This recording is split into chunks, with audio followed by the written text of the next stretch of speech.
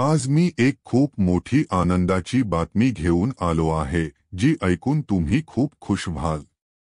पण त्या बातमीच्या आधी तुमच्याबद्दल एक गोष्ट सांगणं मला खूप महत्त्वाचं वाटतं, कारण तुमचं भविष्य या गोष्टीशी जोडलेलं आहे. मी 3 खूप दुर्मिळ गोष्टी फक्त त्याच मुलांना देतो ज्यांच्यावर मी खूप खुश असतो. बहुतेक लोक माझ्याकडून धन, प्रेम, मुलं किंवा काहीतरी असं मागतात. पण काही खास मुलं, म्हणजे तुमच्यासारखी, देवाकडून खूप वेगळ्या गोष्टींची इच्छा करतात.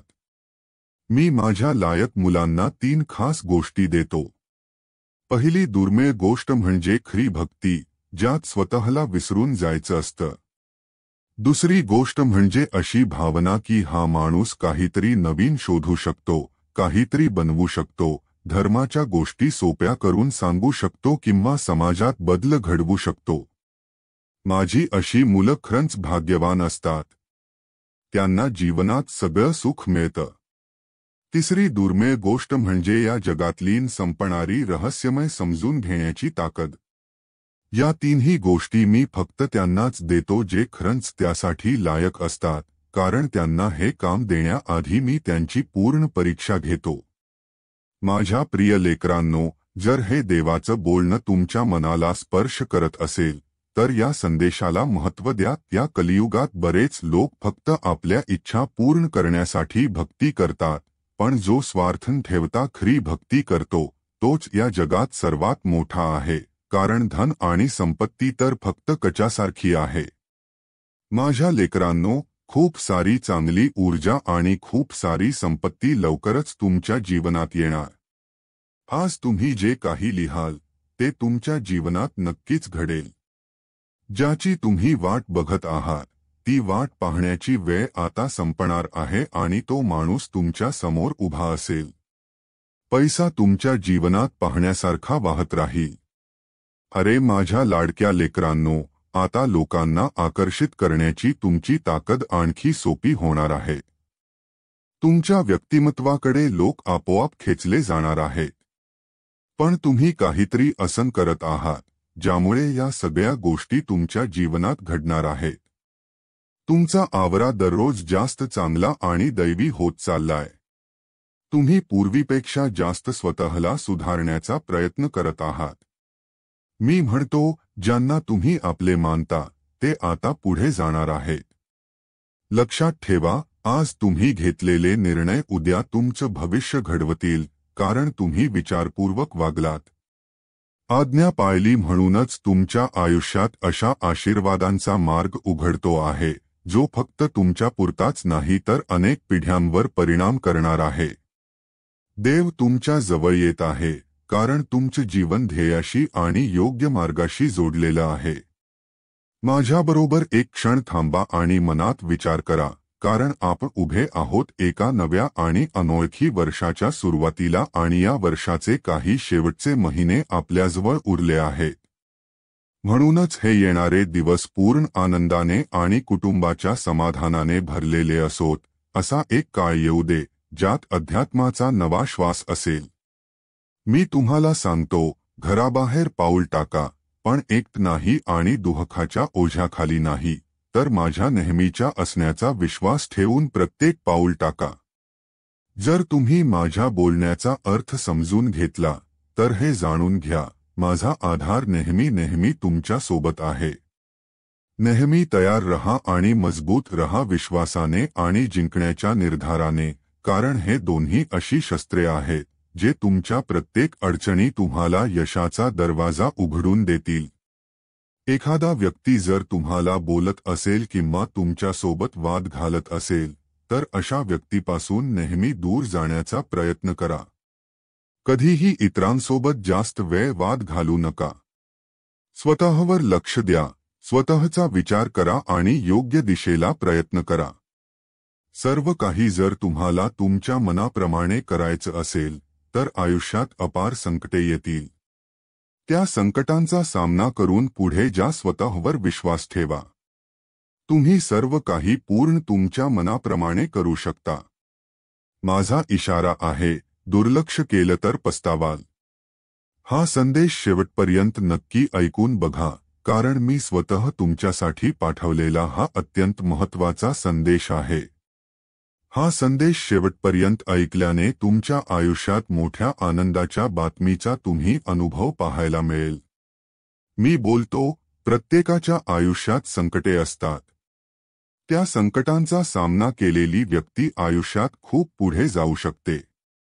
संकटांचा सामना करून तर बघा, प्रत्येक गोष्ट मनाप्रमाणे होत असते. प्रत्येकाला वाटतं की माझ्या मनाप्रमाणे काहीच होत नाही. याचा अर्थ असा नाही की तुम्ही तुमची आशा सोडून द्यावी. स्वतःवर विश्वास ठेवावा आणि योग्य दिशेला प्रयत्न करावे. नक्की प्रत्येक गोष्ट तुमच्या मनाप्रमाणे होऊ लागते.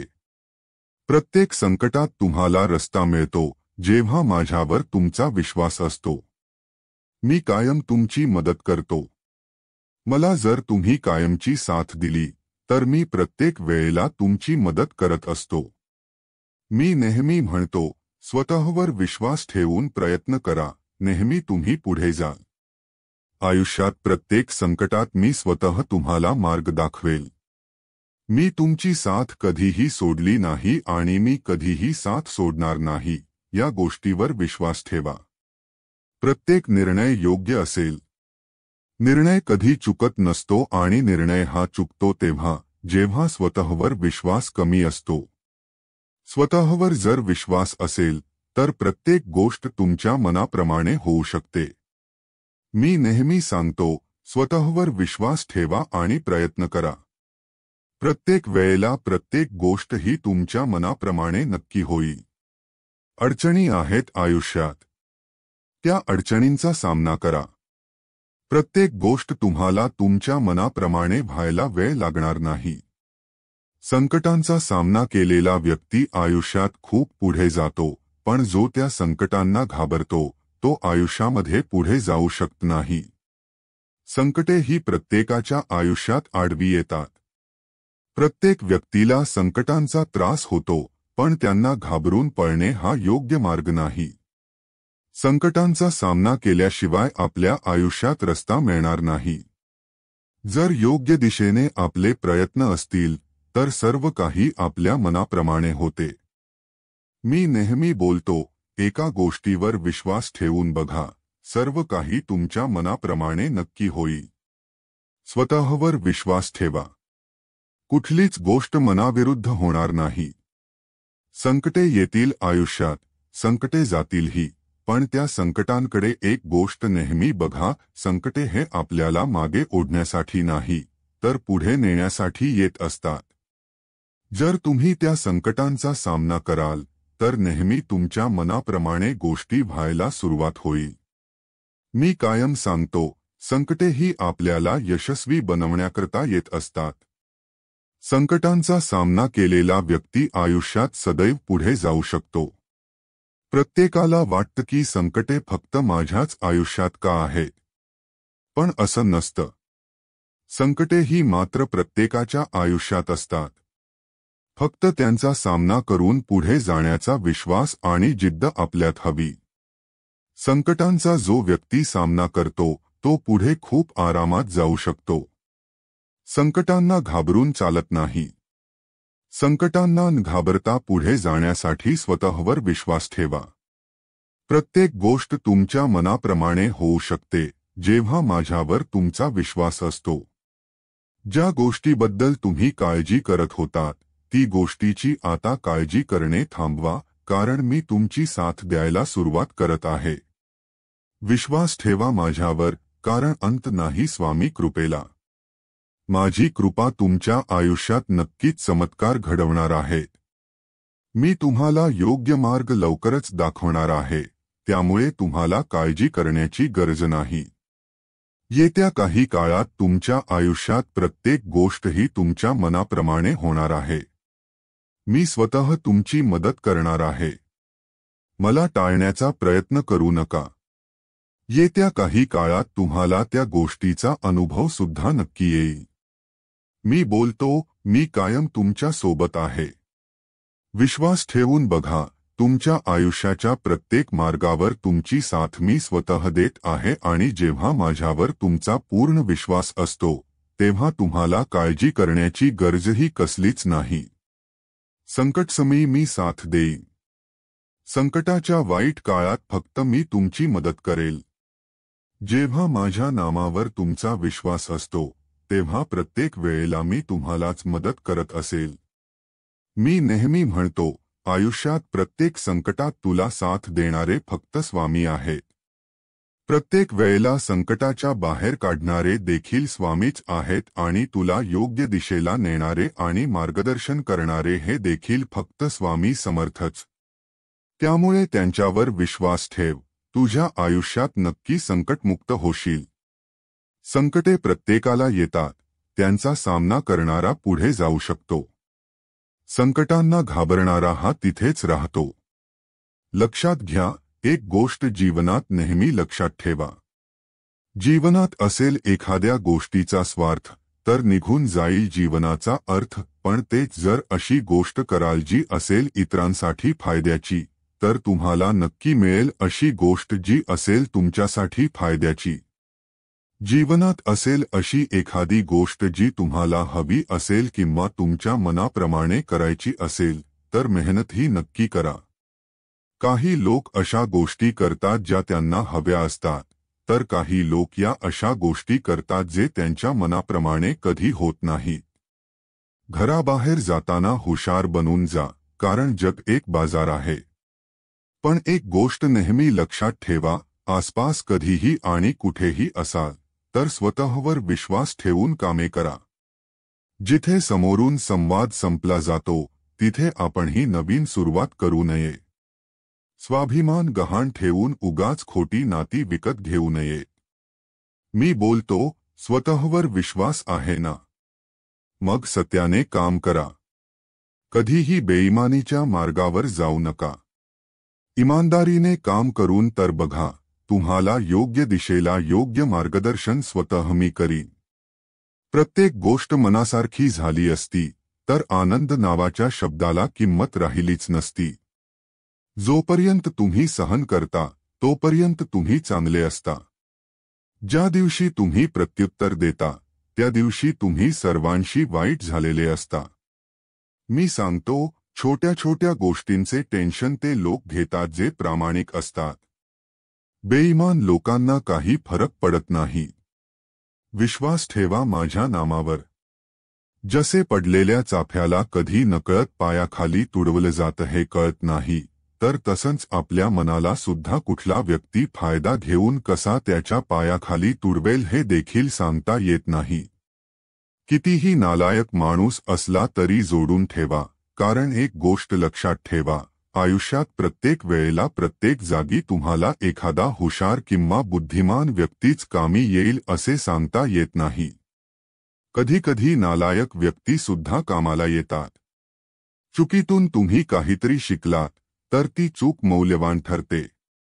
एखादी वेळ निघून गेली की सर्व काही बिघडून जाते असे मानतात, पण कधी सर्व काही सुरळीत होण्यासाठी सुद्धा काही वेळ द्यावा लागतो. देव प्रत्येक सुखदुःखात तुमच्या सोबत असतो. जेव्हा कोणी तुम्हाला एकटे सोडतो तेव्हा तुमच्या पाठीशी परमेश्वर उभा असतो. तो तुम्हाला कधीच एकटे सोडू शकत नाही, हे कधीच विसरू नका.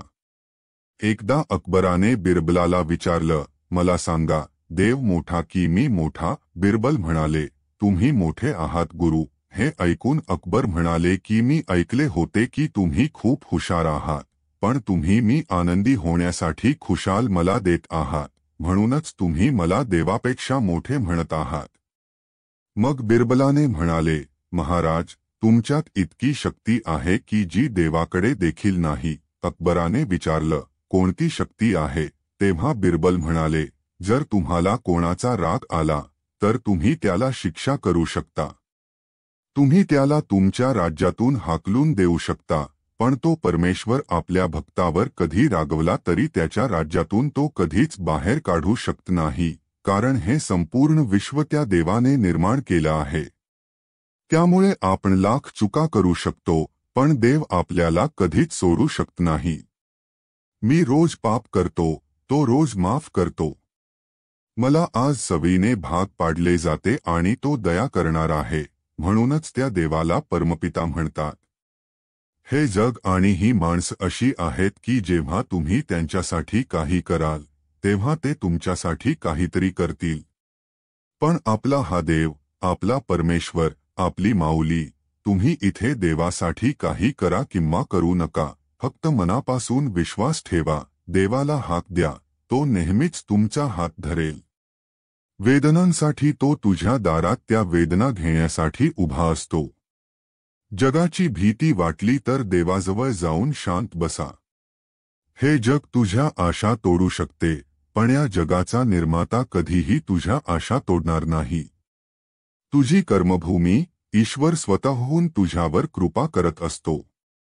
तो एक असा आहे ज्याने तुझी काळजी घेतली आहे. मी म्हणतो, बाळा जरा थांब. आज मला तुझ्याशी थोडं बोलायचं आहे. आज हा संदेश शेवटपर्यंत ऐक आणि ज्यांना गरज आहे त्यांना नक्कीच शेअर कर. भाग्यवान ठरशील माझ्या बाळा. मला माहिती आहे सध्या तुला तुझ्या मनासारखं जगता येत नाही. अरे मनासारखं कोणाला जगता येत नसतं. परिस्थितीनुसार जगायला शिकवणारे शास्त्र म्हणजे अध्यात्म आहे. तू आता अध्यात्माशी जोडला गेला आहेस, माझ्याशी जोडला गेला आहेस, त्यामुळे चिंता करणे थांबव. तुझ्यापुढे आता सर्व चिंता मिटणार आहेत. तुला सुख, समृद्धी, ऐश्वर्य सर्व काही प्रदान होणार आहे. माझ्यावर विश्वास ठेव. चुकीचा वागणायाला एक वेळ चुकीची जाणीव करून द्यावी. कदाचित आपली चूक सुधारून चांगला वागू लागेल. मात्र गद्दारी करणायाला कधीच माफी देऊ नका, कारण तो एक ना एक दिवस पाठीत खंजीर खुपसणारच. हे कटू सत्य आहे. तुझ्या मनाचा गोंधळ मी समजू शकतो. तुला जे दिसते ते सत्य आहेच, पण जे दिसत नाही ते जाणून घेण्याचा प्रयत्न कर. खरं सत्य त्यातच आहे. जे काही चालू आहे तुझ्यासोबत ते फक्त थोड्या वेळापुरतं आहे. अजून थोडे दिवस विश्वास ठेव, सर्व काही ठीक होईल.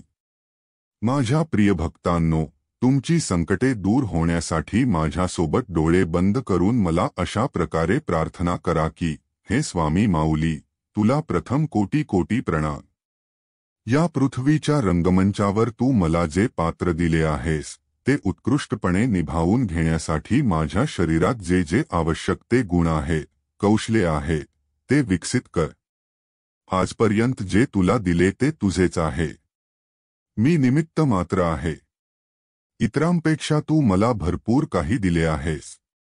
राहिलेले आयुष्य देखील तुझ्या कृपा आशीर्वादाने सुख, शांती, समाधान, समृद्धीने जाण्यासाठी नामस्मरणाची ताकद दे व तुझी आठवण सत्य होऊ दे. मनाचा परिणाम शरीरावर होतो, म्हणून मनात नेहमी चांगले विचार येऊ दे. चांगल्या आरोग्य दिल्यास तुझी सेवा अखंड करता येईल आणि सेवा करताना हे शरीरही तुझेच आहे.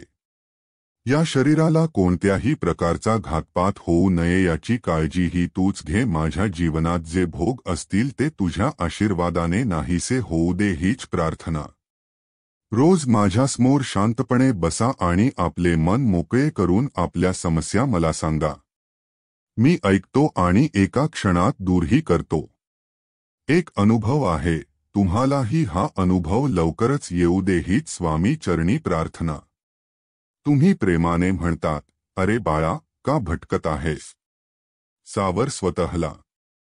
मी तुझाच आहे, तुझ्या पाठीशी आहे.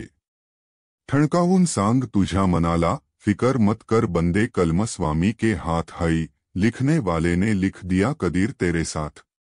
फिकर करता है तू फिकर से होता है क्या, रख अपने स्वामी पर भरोसा देख फिर होत आहे. नकळत तुझ्यासमोर असा एक क्षण येईल, ज्याची आशा तू सोडली होतीस, ते स्वप्न खरं होईल. अभिमानाला कधी तुमच्या मनात घर देऊ नका आणि स्वाभिमानाला कधी मनाच्या घरातून बाहेर काढू नका. त्याचे कारण असे आहे, अभिमान तुम्हाला कधी प्रगती करू देणार नाही आणि स्वाभिमान कधी तुम्हाला अधोगतीकडे जाऊ देणार नाही. ज्यावेळी तुम्हाला बघतात समोरची व्यक्ती तुम्हाला नम्रपणे ओळख दाखवते किंवा नमस्कार करते, त्यावेळी समजून घ्या की जगातील सर्वात मोठी श्रीमंती तुम्ही कमावलेली आहे. भक्तांनो, मी म्हणतो, ओळखतो आवाज, ओळखती खूण, माझ्या भक्तासाठी मी फिरतो आहे अजून. मला उगम नव्हता, मला अंत नाही, मी त्रैलोक्याचा स्वामी नुसता संत नाही. माझे स्मरण कर देहभान विसरून, मी हळूहळू येईल आणि कानात सांगून जाईन, भिवू नकोस मी तुझ्या पाठीशी आहे. भक्तांनो, नामाने काय होणार आहे असे मनात देखील आणू नका. नामात किती शक्ती आहे हे नाम घेऊनच पहा. ज्याला प्रेमाचे नाम आले, त्याने भगवंतालाच आपले केले यात शंका नाही. तुमची कळकळीची हाक ऐकून तो तुमच्यापाशी धावत येईल. या जगात आपले स्वतःचे असे काहीही नाही. जे काही आपल्या जवळ आहे ती आपली तात्पुरती ठेव आहे.